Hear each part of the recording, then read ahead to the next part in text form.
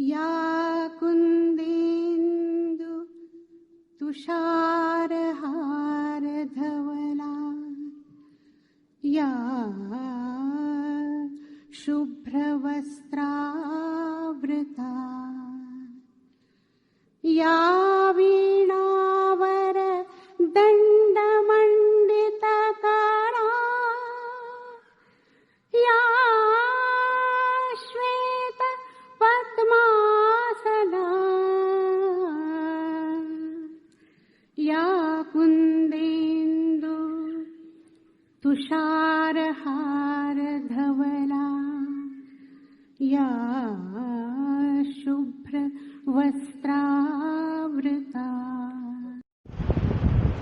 હર મહાદેવ. આપણે યુનિટ 1 પૂરો થઈ ગયો. હવે યુનિટ 2 તરફ જઈ રહ્યા છીએ. We are going to learn unit 2 LMBB. Unit 1માં તમે જોયું કે આપણે ક્વિઝનું આયોજન કરેલું.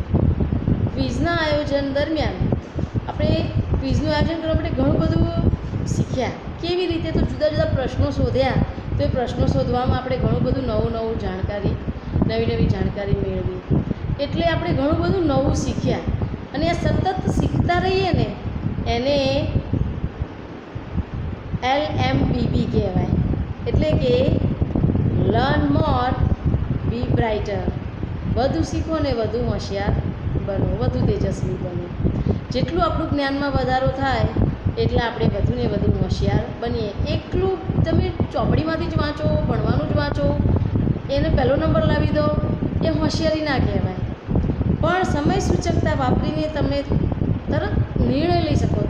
તમારી નિર્ણય શક્તિનું ડેવલપમેન્ટ થયું હોય, તમારી બીજી બધી ઘણી બધી અંદર શક્તિઓ છે, સુષુપ્ત શક્તિઓ, એનો તમે વિકાસ કરી શકો. એને તેજસ્વી બન્યું કહેવાય. એટલે પહેલો નંબર પાસ થાય એ જ તેજસ્વી હોય એવું ના હોય.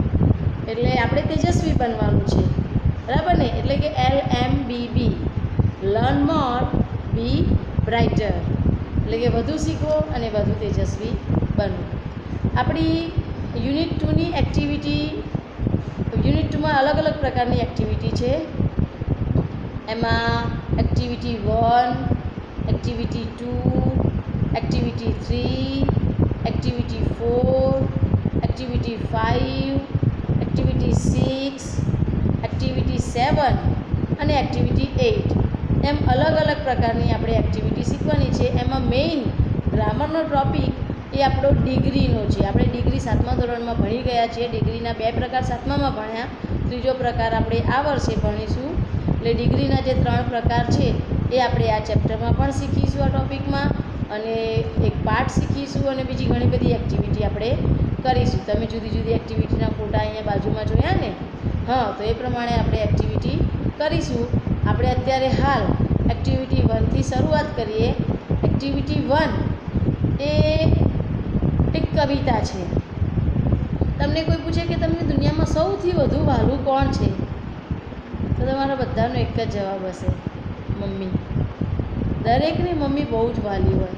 કેમ કે તમે કંઈ માગો ના માગો છતાંય મમ્મી તમને આપતા જ હોય છે. મમ્મીનો પ્રેમ એવો છે કે 12 મહિના તમારી ઉપર સતત વરસતો રહે. જેમ કે ચોમાસામાં જ વરસાદ આવે, પણ માતાનો પ્રેમ તો 12 મહિના બાળક પર વરસતો રહેતો હોય છે. તો માતાના પ્રેમથી આપણે કેટલા વિકસિત થઈએ છીએ. માતાનો પ્રેમ એ ડાયું બાળક હોય, ગાંડું બાળક હોય, જે હોય, કોઈ ફિઝિકલી ડિસ્ટર્બ બાળક હોય કે મેન્ટલી ડિસ્ટર્બ બાળક હોય, એ દરેકને માતાનો પ્રેમ તો બહુ જ મળતો હોય છે. તો માતાના પ્રેમ કેવા કેવા ચમત્કારી કરી શકે છે. માતાનો પ્રેમ, તમે બહુ નિરાશ હો ને ત્યારે ખાલી માતા તમને હાથ ફેરવે ને તોય તમે ખૂબ ખુશ થઈ જાઓ. એ નિરાશામાંથી બહાર આવી જાઓ છો. આવી જ એક કવિતા સરસ મજાની માતા વિશેની છે. તો આપણે હવે કવિતા 1 શીખીએ. Unit 2 activity 1. અહીંયા એક સરસ મજાની કવિતા છે. તમે હેડિંગ જોઈ શકો છો. Listen, recite and enjoy the poem. This is the heading of activity 1. પહેલાં હું ખાલી સાચા પ્રોનાઉન્સિએશન સાથે વાંચું છું, પછી આપણે એનો અનુવાદ નહીં શીખીએ, ભાવાર્થ શીખીશું કે એમાં કયો ભાવ છુપાયેલો છે. તો પહેલાં હું તમને ખાલી એ વાંચી સંભળાવું. અહીંયા બાજુમાં તમે લખેલી જોઈ શકો છો કવિતા. તો આપણે કવિતા માણીએ. Van ever I C others taller than me, I feel that I am small and I wish I were tall. Whenever I see someone overtakes me, I wish my legs were longer to carry me faster. Whenever I hear, "Oh, your friend is such a dear," I feel like asking why,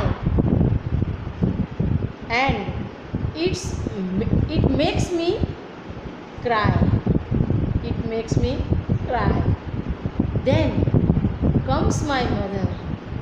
Then comes my mother, who says, "Don't bother." Who says, "Don't bother. I love you, my dear." Mother said, "I love you, my dear." The words I'm happy to hear. The words I'm happy to hear.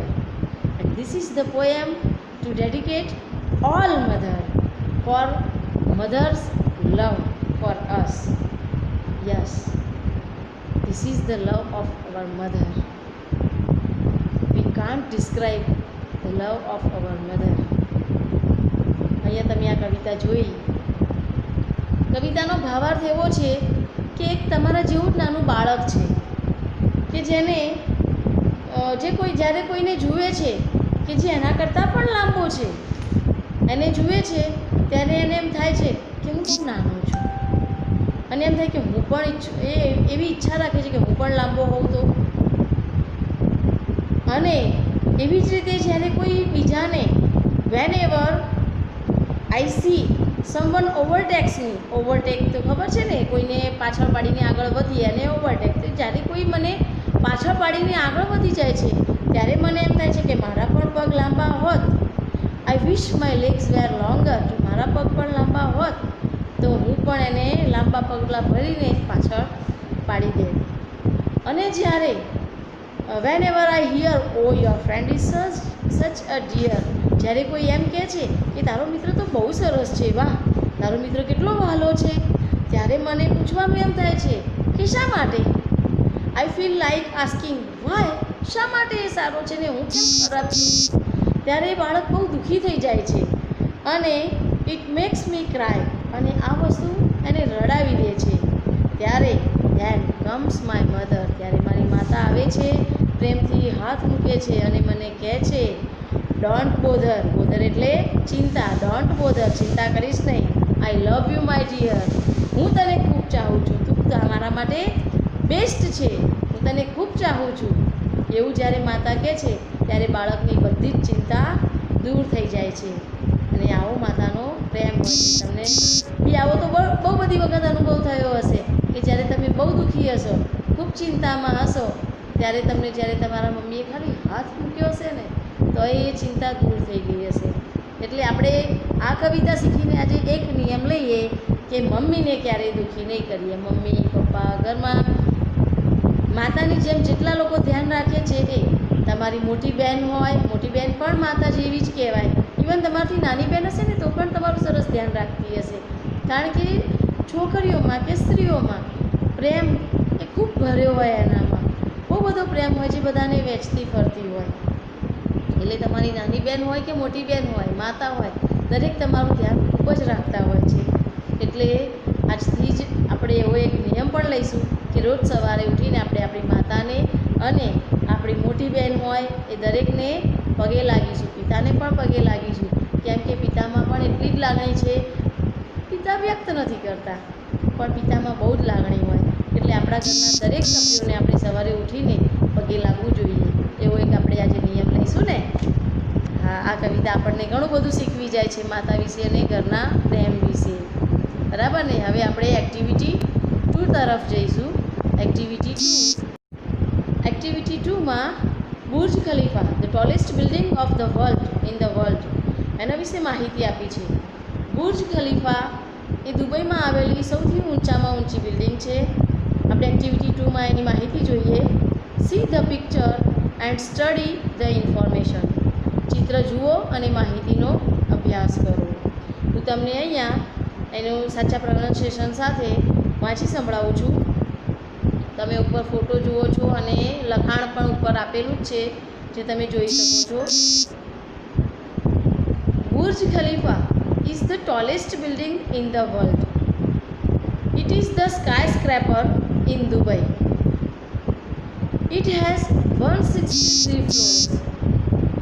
Its height is 827.8 meters. It means 2722 feet. It is the tallest man-made structure in the world. Its base is 333,100 square feet.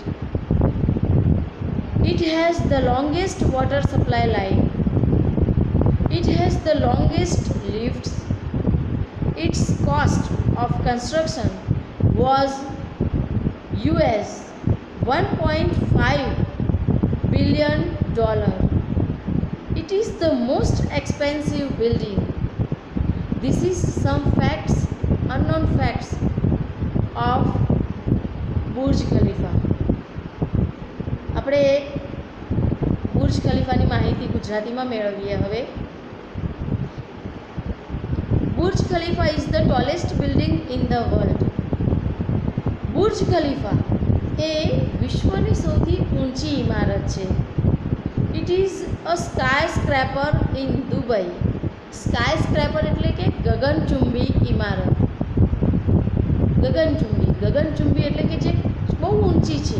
આપણે નથી કહેતા ગગનચુંબી ઇમારત છે, એમનું તો tower બહુ ઊંચું છે. એ ગગનચુંબી ઇમારતને સ્કાય સ્ક્રેપર બિલ્ડિંગ કહેવાય. It has 163 floors. તેને 163 માળ છે. Its height is 827.8 metres. તેની હાઇટ 827.8 મીટર ઊંચી છે, એટલે કે લગભગ 2722 ફૂટ ઊંચી ઇમારત છે. It is the tallest man-made structure in the world.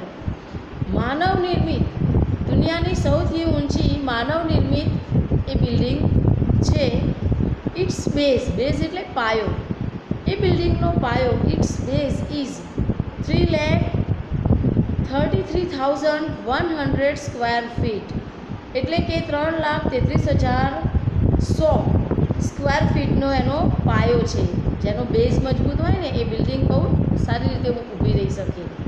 એટલે તે તમને પણ નથી કહેતા કે ભણવામાં પણ બેઝ તમારો પાયો પાક્કો હોવો જોઈએ, તો તમને આગળના બધા ધોરણોનું ભણવાનું સારું આવડે. એટલે કે બેઝ એનો એટલો પહોળો રાખ્યો છે, એટલી મજબૂત બનાવી છે building. It has the longest water supply line. એને સૌથી લાંબામાં લાંબી પાણી પુરવઠાની સૌથી લાંબામાં લાંબી લાઇન છે એની અંદર.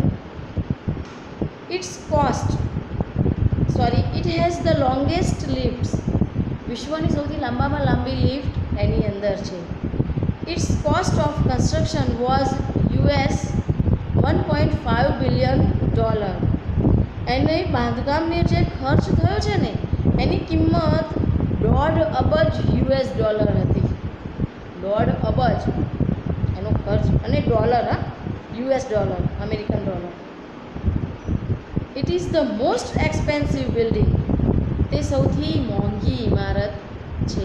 વિશ્વની સૌથી મોંઘી, મોટી, ઊંચી ઇમારત બુર્જ ખલીફા છે.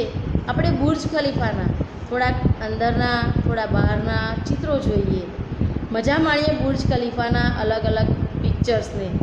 બહુ સરસ ફોટા જોવાની મજા આવશે.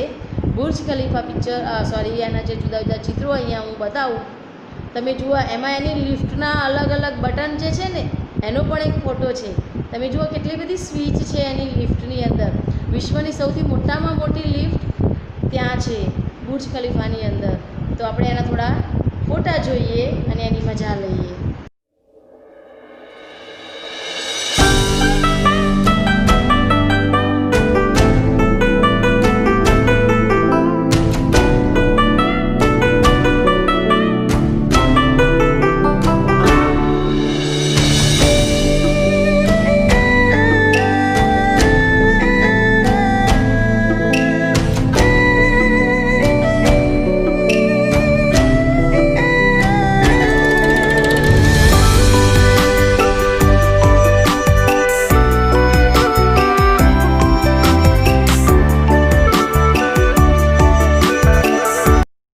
યુનિટ 2ની એક્ટિવિટી 2માં એની નીચેની એક્ટિવિટી છે ટ્રુ અને ફોલ્સની.